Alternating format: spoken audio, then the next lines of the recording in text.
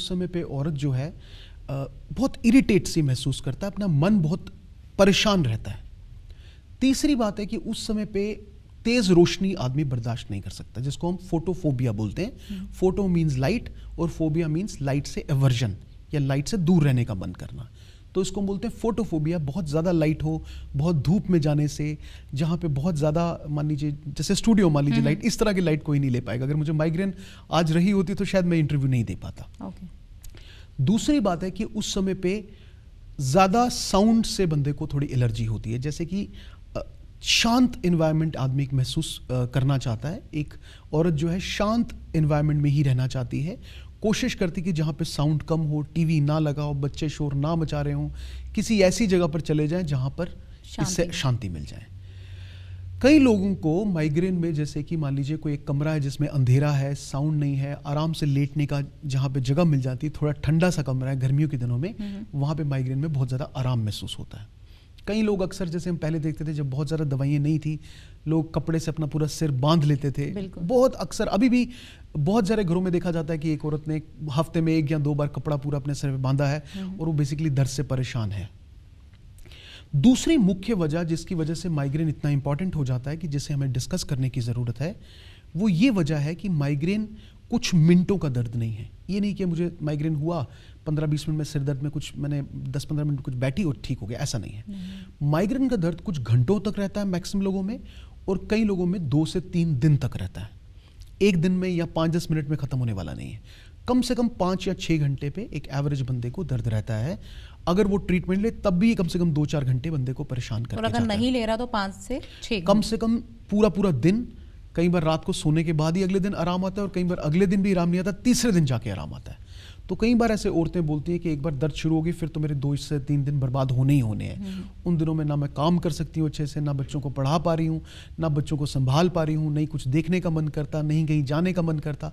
वो 2 से 3 जैसे दिन जिंदगी के उनके लिए आफत बन के आ जाते हैं। अब जैसे आपने बताया कि फीमेल्स में मेल्स के मुकाबले ज़्यादा है। बिल्कुल बिल्कुल। तो स्ट्रेस तो पूरी सोसाइटी में है, मेल्स में भी है, फीमेल्स में भी है, तो फीमेल्स में क्यों ये आंकड़े ज़्यादा? देखिए, सिर्फ स्ट्रेस की वजह से माइग्रेन होना ऐसा है नहीं।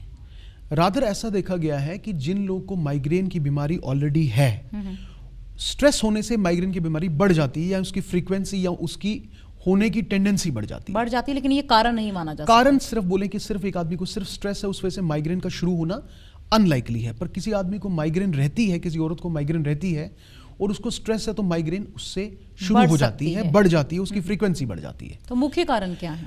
देखिए, फीमेल्स वैसे तो इसके ज्यादातर कारण जो है जेनेटिक है, या फैमिली वाइज है, या हेरिडिटरी है। 60 से 80% जो लोग हैं उनके फैमिली में कहीं ना कहीं पे माइग्रेन की हिस्ट्री रहती है, खासकर माओ से बेटी में या बेटे में है। पर देखा जाता है कई बार पूरी फैमिली में 4-5 जो महिलाएं हैं वो माइग्रेन से ग्रस्त हैं। दूसरी बात है, as compare to males, females में जो हार्मोनल चेंजेस होते हैं उस वजह से माइग्रेन का जो फ्रीक्वेंसी है और माइग्रेन की टेंडेंसी होने की बढ़ जाती है। खासकर जो साइकिल रिपीट होता है उस साइकिल में, खासकर जब पीरियड्स के टाइम पे माइग्रेन को बढ़ जाती है, जिसको मेंस्ट्रुअल माइग्रेन भी बोलते हैं। तो औरतों में ये जो हार्मोनल चेंजेस होते हैं, प्रोजेस्टेरॉन और ईस्ट्रोजन करके हार्मोन होते हैं, इसके जो डिसबैलेंस है और आपस में तालमेल छूट जाने से ड्यूरिंग साइकिल औरतों को ये माइग्रेन बढ़ जाती है। और कई लोग को सिर्फ साइकिल्स के दौरान पे ही इस तरह की दर्द होती है। और अगर हेडेक किसी को हो रहा है, चाहे 5-6 घंटे के लिए होता है, वो अभी तक डॉक्टर के पास नहीं गए हैं, तो अगर हमें जानना हो खुद को कि हाँ मुझे माइग्रेन तो नहीं है, और आमतौर पे क्या क्या उसके लक्षण होते हैं? देखिए, जब भी कभी किसी को दर्द, एक बार दर्द, देखिए हेडेक जो है या सिर दर्द जो है, ये सबसे कॉमनेस्ट या सबसे ज़्यादातर बताने वाला सिम्टम है किसी भी ओपीडी में। किसी भी मेडिकल ओपीडी में चले जाइए, मैक्सिमम जो लोग हैं वो हेडेक की वजह से आएंगे, फिर नज़ला ज़ुकाम की वजह से आएंगे, फिर बैक एक की वजह से पहुंचेंगे, फिर बाकी बीमारियां आती हैं। तो headache is one of the most important और सबसे ज़्यादातर परेशान करके ओपीडी में पहुंचने वाला रीज़न है, नंबर 1। नंबर 2 बात है कि कभी कभी किसी को एक बार सिर दर्द होना, जिसको बहुत माइल्ड है, किसी बंदे ने पेन किलर ली, ख़त्म हो गया, तो मे बी इतना इंपॉर्टेंट ना भी हो। पर किसी भी इंसान को अगर ये सिर दर्द बार बार होना शुरू हो जाए और बार बार होने की वजह से उसका रोज़मर्रा का काम में उसको क्षति पहुंचना शुरू हो जाए, जो बंदा जॉब करता है वो जॉब पे ना जा सके, उसका एब्सेंस होना शुरू हो जाए, जो घर पे काम करता है उसका घर पे काम ना कर सके, जो बच्चों का ध्यान रख पा रही है औरत उस बच्चों का ध्यान ना रख सके, जैसे हर हफ्ते 1 या 2 दिन आदमी के परेशान और बर्बाद होना शुरू ही हो गए हैं, ये फ्रीक्वेंसी इतनी बढ़ जाए तो मुझे लगता है डॉक्टर की सलाह लेना बहुत ज़रूरी है। वैसे तो लेकिन एक और चीज़ है, जैसे हेडेक हो रहा है तो नॉर्मली लोग पेन किलर लेते हैं, तो ऐसा भी हो सकता है कि एक शख्स को माइग्रेन है, उसे मालूम नहीं है, केमिस्ट गया और उसने पेन किलर लिया, ठीक हो गया। शुरुआती स्टेज में माइग्रेन पेन किलर से रिलीफ दे सकता है, बिल्कुल ऐसा तो ही है। जब वो फाइनल स्टेज में आ जाए तो वो पेन किलर्स भी शायद काम नहीं आती होंगी। देखिए माइग्रेन में ऐसा होता है कि शुरुआत में, देखिए ये जो है यंग लोगों की बीमारी है, तभी हम सोचते हैं कि शायद यंग लोग स्ट्रेस ज़्यादा लेते हैं इसलिए माइग्रेन उन्हीं में है। बचपन में माइग्रेन का जोर कम रहता है और after the age of 50 years भी खत्म होने के कगार पे रहती है। जो हमारे प्रोडक्टिव ईयर्स हैं जिनमें हम जोर शोर से काम करते हैं, उन दिनों में ही माइग्रेन हम लोग को परेशान करती है, उन दिनों में ही माइग्रेन हमें ग्रस्त करती है। आफ्टर एज ऑफ 50 इसका चांस कम हो जाता है, बिफोर एज ऑफ 20 भी माइग्रेन कम रहती है, पर जो ये टाइम पीरियड है इस बीच में माइग्रेन होने की टेंडेंसी सबसे ज़्यादा रहती है। नंबर 1। नंबर 2 है कि शुरू में माइग्रेन जब किसी को होती है तो एक बार हुई, हो सकता है महीनों तक उसको दोबारा दर्द ना हो। वो भी भूल जाता है मुझे कभी सिर दर्द हुई है, वो भी याद नहीं रखता है कि मुझे कभी दर्द हुई है। फिर हो सकता है कि कुछ महीनों के बाद दोबारा दर्द हो तो उसको ध्यान आता है हाँ यार मुझे पहले भी इस तरह की दर्द हुई है।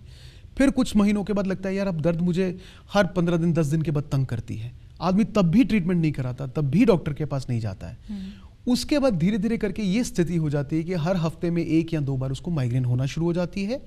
और बाद में इस तरह की स्थिति भी देखी गई है, जो लोग कभी ट्रीटमेंट नहीं करवाते उनको डेली माइग्रेन हो जाती है, जिसको हम क्रोनिक माइग्रेन बोलते हैं। क्रोनिक मतलब रोजमर्रा के लिए माइग्रेन होना शुरू हो जाना। तो उनका जो जिंदगी है बहुत मुश्किल हो जाती है, उनका जिंदगी जीना जैसे कि सारा दिन सिरदर्द से लड़ते रहने वाली जिंदगी हो जाती है। तो ऐसे हालात में जैसे क्रोनिक माइग्रेन, उस टाइम पे क्या मतलब सुसाइड करने का भी कुछ देखिए माइग्रेन में देखा जाता है? बहुत हद तक माइग्रेन में मूड चेंजेस होते हैं, जैसे मूड मतलब मन के बदलाव भी देखे जाते हैं। मूड डिसऑर्डर्स का मूड डिसऑर्डर में होते हैं। ऐसा भी देखा गया जिन लोगों को माइग्रेन ज़्यादा रहती है उन लोगों को डिप्रेशन की टेंडेंसी भी ज़्यादा रहती है। जो लोग को माइग्रेन रहती है, इवन माइग्रेन का एपिसोड या एक अटैक आने से 1-2 दिन पहले ही मन में थोड़ा सा बदलाव देखा जाता है, जैसे मन थोड़ा इरिटेट हो जाना, परेशान होना, खुशी का महसूस ना करना, छोटी छोटी बातों पे गुस्सा करना, बच्चों को छोटी छोटी बातों पे नोक झोंक करना। ये जो चेंजेस हैं, मूड चेंजेस शुरू से ही देखे जाना शुरू हो जाते हैं और बाद में ऐसा देखा गया है कि माइग्रेन शुरू हो जाती है। माइग्रेन की वजह से जब आदमी बहुत ज़्यादा परेशान हो जाता है और उसको समझ नहीं आती, या तो वो सलाह के लिए जाता नहीं है, और अगर जाए तो उसको प्रॉपर सलाह या अच्छी सलाह मिल ना पाए। बिल्कुल, ये भी माना गया है कि जितने ही वर्ल्ड लेवल पे, वर्ल्ड वाइड की बात की जाए, पेशेंट्स माइग्रेन के होते हैं, उनमें से सिर्फ आधे हैं जो जिन केसेस में डॉक्टर डिटेक्ट कर पाते हैं कि माइग्रेन है। देखिए बहुत हद तक तो मुझे लगता है कि यहाँ पे स्थिति ऐसी है कि जब तक आदमी की या औरत की माइग्रेन या सिरदर्द इतनी बढ़ ना जाए, जब तक उसको रोज परेशान ना करे, कोई आदमी डॉक्टर के पास नहीं जाता है। ज़्यादातर लोग केमिस्ट के पास जाते हैं, पैरासीटामोल या कोई पेन किलर लेते हैं, थोड़ा इमीडिएट आराम आ गया। और सर यहीं पे एक और सवाल कि डॉक्टर के लिए कितना चैलेंजिंग रहता है ये जानना कि इस पेशेंट को माइग्रेन है, ये हेडेक माइग्रेन है। देखिए 2 बातें इसमें बताता हूँ। पहली बात तो मैं कर रहा था कि लोग पेन किलर से उसको अपने आप ट्रीट करने की कोशिश करते हैं। जो लोग देखते हैं पेन किलर से आराम आया, अगले दिन फिर पेन किलर ले लिया, फिर पेन किलर ले लिया। कई लोग का ऐसा हालत हो जाता है कि जब वो डॉक्टर के पास पहुंचते हैं तो माइग्रेन कॉम्प्लिकेट हो चुकी होती है। कॉम्प्लिकेट होने का मतलब ये हुआ कि सिरदर्द की दवाई वो रोजमर्रा में दिन में 2-3 बार डेली के तौर पे लगातार लेना शुरू कर देते हैं। तो इसको हम बोलते हैं analgesic over use headache. Analgesic का मतलब हुआ दर्द की दवाई, ओवर यूज मतलब उसका ज्यादा यूज